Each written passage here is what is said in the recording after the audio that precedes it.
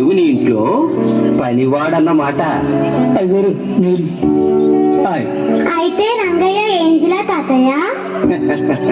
అంటే ఈ భూమి మీద ఉన్న వాటన్నిటికంటే ఆ ఏంజల్స్ ని దేవుడు గొప్పగా చేశాడమ్మా. దేవుడు చెప్పిన విషయాల్ని నమ్ముకుని ఆయన యందు భయభక్తులు గల వారందరికీ ఆ దేవదూతలు ఏంజల్స్ సహాయం చేస్తాయన్నమాట. కాబట్టి మన రంగయ్య ఇక్కడ పనివాడిగా ఉన్నా దేవుడంటే చాలా భయభక్తులు గలవాడు గనుక ఆ ఏంజల్ కంటే గొప్పవాడన్నమాట. ఏంజల్స్ దేవుని దగ్గర పనిచేసినట్లే మన దగ్గర కూడా పనిచేస్తాయా తాతయ్య? మరి మీలాంటి చిన్నపిల్లలకు దేవుడు తోడుగాను రక్షణగాను ఏంజల్స్ ఉంచుతాడు. ఇదిగో ఇప్పుడు నిజంగా జరిగిన కథ ఒకటి మీకు చెబుతాను, వింటారా? వింటాం. ఏ కథ తాతయ్య? వింటా. అనగనగనగా గలీలియా ప్రాంతంలో నజరేత్ అనే ఊరిలో ఒక పేద కుటుంబం ఉండేదంట.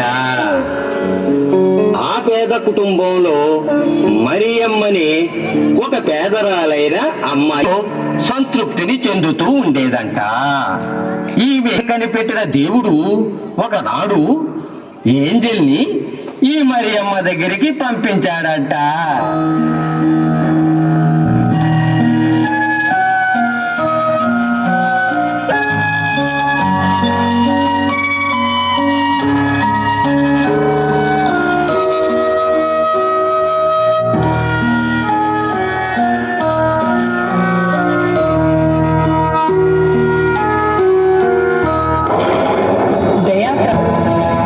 నీకు శుభము, భయపడకు, దేవుడు నీకు తోడై ఉన్నాడు.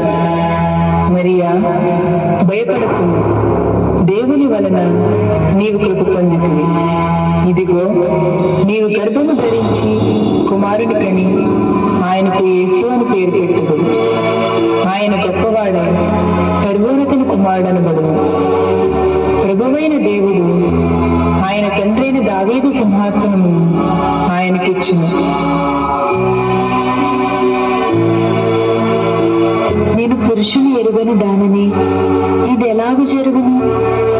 పరిశుద్ధాత్మ నీ మీదికి వచ్చింది, సర్వోన్నతుని శక్తి నిన్ను కమ్ముకును కనుక పుట్టబోడు శిశువు పరిశుద్ధాత్మను దేవుని కుమారుడు అనబడు. పరిశుద్ధాత్మ నీ మీదికి వచ్చింది, సర్వోన్నతుని శక్తి నిన్ను కమ్ముకొను గనుక పుట్టబోయే శిశువు పరిశుద్ధాత్ముడై దేవుని కుమారుడనబడు. మరియు నీ బంధువురాలైన ఎలిజబెత్ కూడా తన వృద్ధాప్య ముందు ఒక కుమారుని గర్భము ధరించి ఉన్నది. గొడ్రాలినబడి నామకు ఇది 6వ మాసం. దేవుడు చెప్పిన ఏ మాట అయినా నిరంతకము కానివ్వదు. మాట చెప్పిన నాకు జరుగును గాక.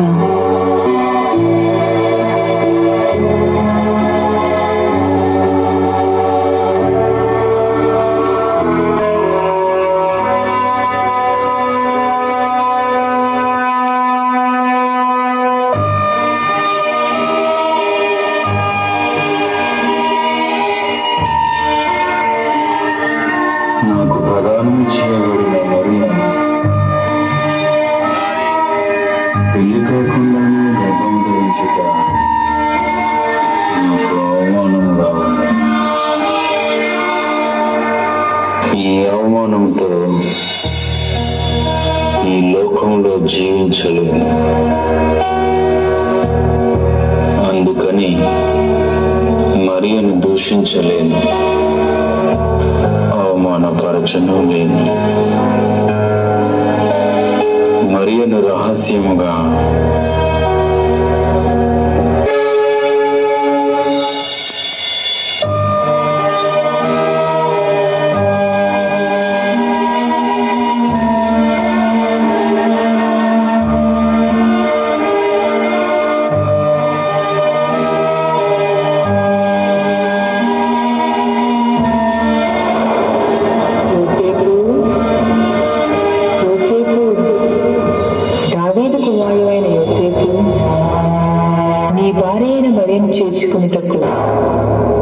భయపడకు.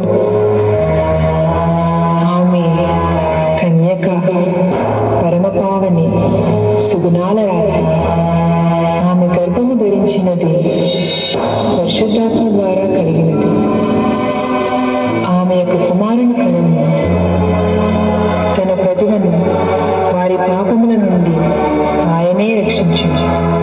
గనుక ఆయనకు యేసు అని పేరు పెట్టుదు. ఇమ్మానుయేలు పేరునకు భాషాంతరము దేవుడు మనకు తోడని అర్థం.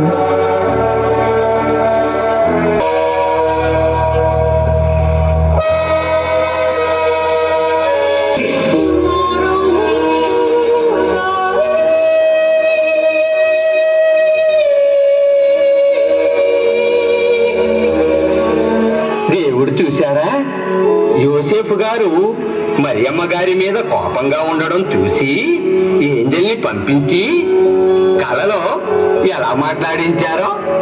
దేవుడు చెప్పిన మంచి పనులు చేసినప్పుడు అంట మన గురించి ఎవరైనా తప్పుగా అనుకుంటే దేవుడే వారికి ఇలా కనిపించి వాళ్ళ సందేహాలను తీరుస్తాడంట.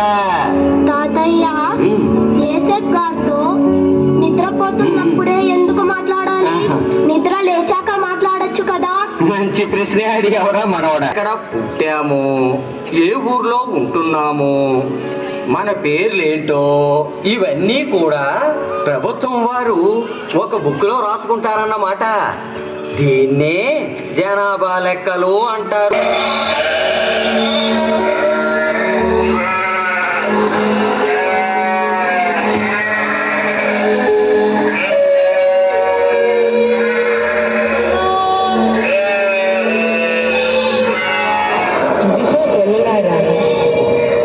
భయపడకూడదు.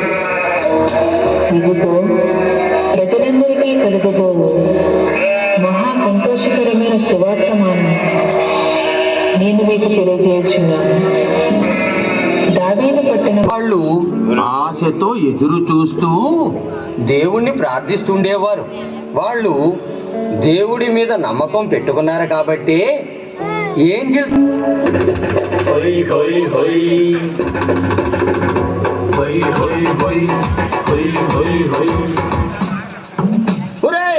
చిన్నోడా పెద్దోడా అర్ధరాత్రి దాటింది, కదలండరా.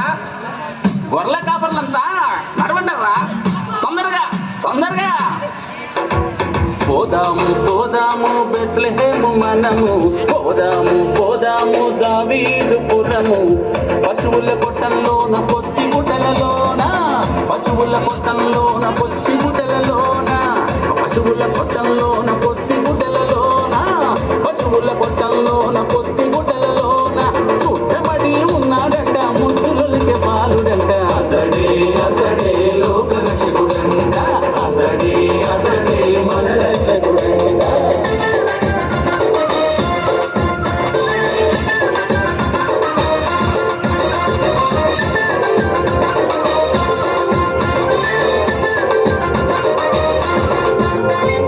దిట్టమైన పొట్టేళ్లను భుజము పెట్టు, ఎర్ర తెల్ల మేక పిల్లల చంకన పెట్టు, దిట్టమైన పొట్టేళ్లను భుజము పెట్టు, ఎర్ర తెల్ల మేక పిల్లల చంకన పెట్టు. మేలైన జీవాలను కానుకగా చేద్దామా, మేలైన జీవాలను కానుకగా చేద్దామా, బాలప్రభుని వరాలెన్నో అందుకుందామా.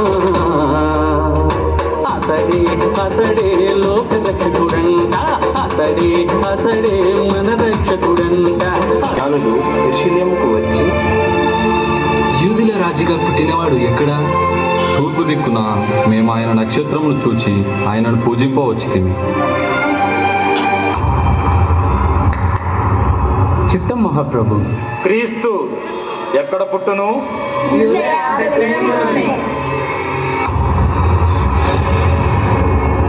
సరే, మీరు వెళ్ళి ఆ శిశువు విషయమై జాగ్రత్తగా తెలుసుకొనగానే నేను వచ్చి ఆయనను పూజించినట్లు నాకు వర్తమానము తండి.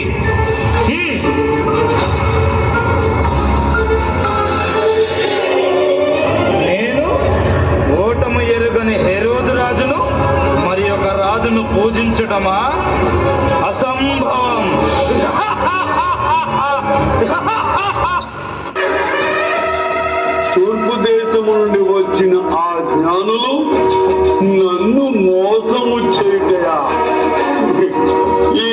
సామ్రాజ్యంలో నేను తప్ప వేరొక రాజు జన్మించుడయా? అసంభవం.